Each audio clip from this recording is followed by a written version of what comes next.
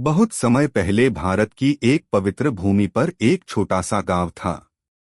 वह गांव हरियाली, खेतों और मंदिरों की मधुर घंटियों से भरा रहता था। गांव के बीचों बीच भगवान श्री नारायण का एक प्राचीन मंदिर था, जहां रोज सुबह शाम दीपक जलते और भजन गूंजते थे। उसी गांव में एक साधारण किसान रहता था, जिसका नाम माधव था।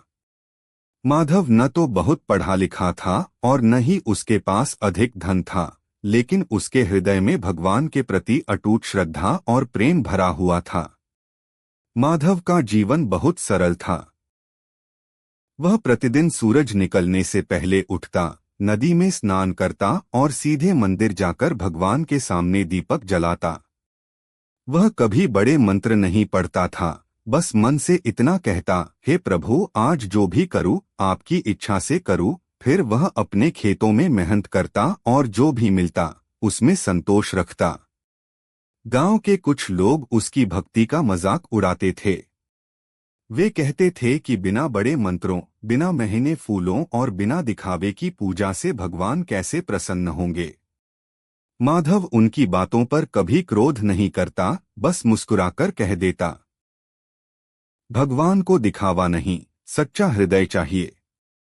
समय बीतता गया। एक वर्ष गांव में भयंकर सूखा पड़ गया। बारिश नहीं हुई, खेत सूख गए, अनाज खत्म होने लगा। लोग डर और चिंता में डूब गए। जिनके पास धन था वे गांव छोड़कर चले गए, लेकिन गरीब किसान वहीं रह गए। माधव के पास भी बहुत कम अनाज बचा था, फिर भी वह भूखे लोगों को देखकर अपना अन्न बांट देता। उसकी माँ कई बार चिंतित होकर कहती, बेटा, अपने लिए भी तो कुछ बचा कर रख।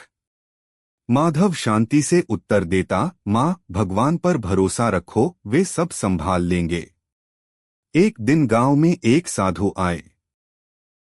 उनके चेहरे पर तेज और आंखों में गहरी शांति थी। उन्होंने गांव वालों से कहा कि यह अकाल केवल धरती की परीक्षा नहीं, मनुष्य के विश्वास की भी परीक्षा है। साधु ने कहा कि इस गांव में यदि कोई सच्चा भक्त है तो उसकी भक्ति से भगवान अवश्य प्रसन्न होंगे। साधु की दृष्टि माधव पर पड़ी। उन्होंने माधव से पूछा कि वह भगवान की पूजा कैसे करता है। माधव ने विनम्रता से कहा कि वह भगवान को अपना सब कुछ मानता है और बिना किसी स्वार्थ के उनका स्मरण करता है। साधु ने मुस्कुराकर उसे उस रात मंदिर में अकेले बैठकर भगवान का नाम लेने को कहा और कुछ भी मांगने से मना कर दिया। उस रात माधव मंदिर में बैठा। चारों ओर सन्ना